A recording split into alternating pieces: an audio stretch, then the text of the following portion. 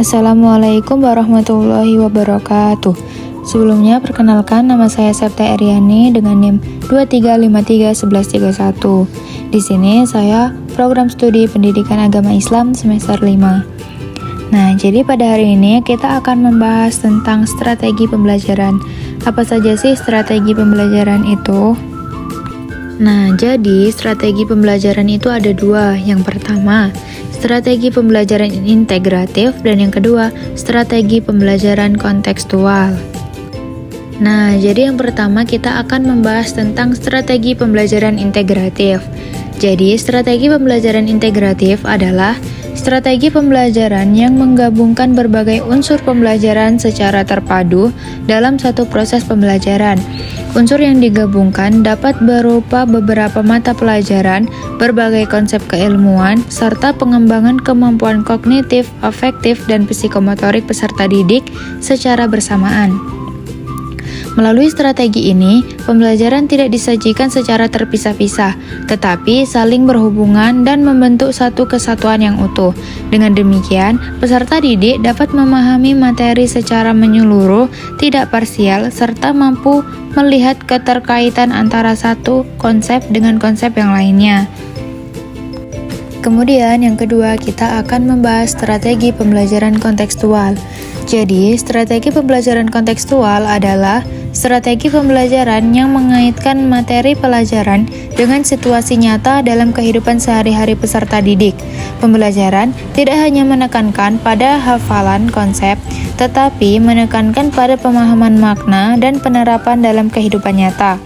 Dalam strategi ini, peserta didik diajak untuk mengalami langsung, mengamati, bertanya, berdiskusi, dan mempraktikkan, serta merefleksikan apa yang dipelajari berdasarkan pengalaman mereka sendiri. Jadi, dengan pembelajaran yang kontekstual, peserta didik akan lebih aktif, lebih mudah memahami materi, dan juga akan lebih menyadari manfaat apa yang akan mereka pelajari dalam materi tersebut. Selanjutnya, kita akan membahas tujuan strategi pembelajaran integratif. Jadi, apa saja sih tujuannya? Jadi, tujuannya itu ada 5. Yang pertama, membantu peserta didik memahami materi secara utuh dan menyeluruh, tidak terpisah-pisah. Kemudian yang kedua, menghubungkan berbagai konsep dan mata pelajaran agar siswa mampu melihat keterkaitan antar ilmu.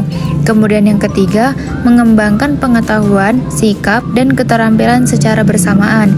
Kemudian yang keempat, meningkatkan kemampuan berpikir kritis dan terpadu pada peserta didik. Yang kelima, menjadikan pembelajaran lebih bermakna dan kontekstual dengan kehidupan. Selanjutnya itu tujuan strategi pembelajaran kontekstual. Jadi tujuan yang pertama itu mengaitkan materi pelajaran dengan kehidupan nyata peserta didik. Kemudian yang kedua, membantu peserta didik memahami makna dari apa yang dipelajari. Jadi bukan hanya sekedar menghafal saja. Kemudian yang ketiga, mendorong peserta didik agar aktif, kreatif, dan berpikir kritis dalam belajar. Kemudian yang keempat, membiasakan peserta didik untuk menerapkan ilmu dalam kehidupan sehari-hari. Yang terakhir, membentuk peserta didik yang mampu memecahkan masalah nyata berdasarkan kemampuan pengetahuan yang dimilikinya. Selanjutnya adalah ciri-ciri strategi pembelajaran integratif. Jadi, ciri-cirinya itu ada 5. Yang pertama, menggabungkan beberapa materi atau mata pelajaran dalam satu pembelajaran. Kemudian yang kedua, materi disajikan dalam bentuk tema atau topik terpadu. Yang ketiga, mengembangkan ranah kognitif, afektif, dan psikomotorik secara bersamaan. Yang keempat, pembelajaran bersifat menyeluruh dan saling berkaitan. Kemudian yang kelima, peserta didik diajak untuk memahami konsep secara utuh, tidak terpisah-pisah. Nah, selanjutnya adalah ciri-ciri pembelajaran kontekstual. Nah, cirinya itu yang pertama, materi dikaitkan dengan kehidupan nyata peserta didik. Yang kedua, peserta didik belajar melalui pengalaman langsung. Yang ketiga, pembelajaran bersifat aktif dan partisipatif. Yang keempat, melibatkan kegiatan seperti mengamati, bertanya, berdiskusi, dan juga mempraktikkan. Yang kelima, menekankan pada penerapan materi dalam kehidupan sehari-hari. Jadi, bukan hanya teori, tapi juga menekankan penerapan materinya dalam kehidupan sehari-harinya. Oke, baik. Setelah kita mempelajari materi pembelajaran kontekstual dan pembelajaran integratif, sekarang kita akan melihatkan contoh supaya materinya lebih bisa difahami. Oke, anak-anak ibu, sebelum memulai pembelajaran, ibu mau tanya dulu nih, siapa yang tadi pagi bangun untuk sahur? Oke, banyak. Nah, tadi pagi kan bangun untuk makan sahur, berarti udah makan ya. Nah, sekarang siapa yang udah ngerasa lapar? Oke, banyak yang ngerasa lapar. Nah, kalau udah lapar, udah haus, kenapa kok sekarang nggak minum coba? Karena puasa. Nah, kenapa kalau puasa nggak boleh makan, nggak boleh minum? Agar mendapatkan pahala. Oke, baik. Jadi, ketika kita berpuasa, kita itu tidak boleh makan, tidak boleh minum, tidak boleh menggunjing. Jadi kita harus meninggalkan hal-hal yang membatalkan puasa. Tujuannya untuk apa? Jadi tujuannya untuk mendapatkan pahala.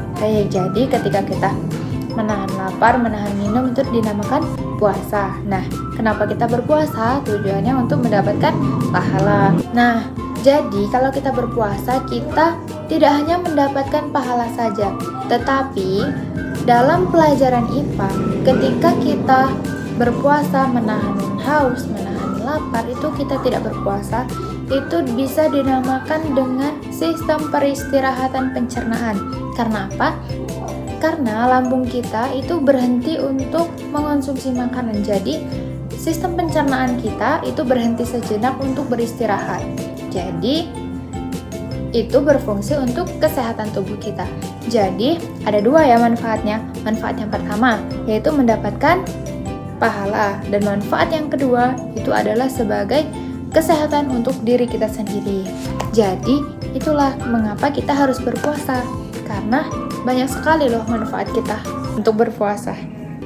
Nah, jadi kesimpulannya adalah sumber belajar integratif dan kontekstual itu memiliki peran yang sangat penting dalam meningkatkan kualitas pembelajaran, khususnya dalam pembelajaran pendidikan agama Islam. Sumber belajar integratif membantu peserta didik memahami materi secara utuh, karena menggabungkan berbagai konsep, nilai, dan keterampilan dalam satu kesatuan pembelajaran. Sementara itu, sumber belajar kontekstual membuat pembelajaran menjadi lebih bermakna karena dikaitkan langsung dengan kehidupan nyata. Dengan memanfaatkan kedua jenis sumber belajar secara tepat, pembelajaran PAI tidak hanya meningkatkan pengetahuan, tetapi juga membentuk sikap dan perilaku peserta didik dalam membantu kehidupan di sehari-hari.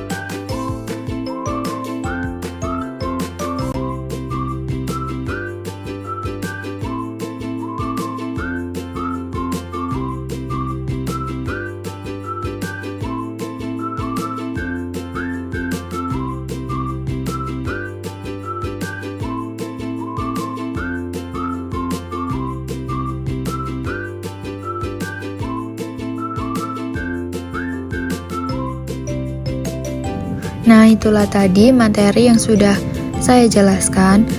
Saya selaku pemateri pada hari ini memohon maaf jika ada kesalahan dan kepada Allah saya mohon ampun.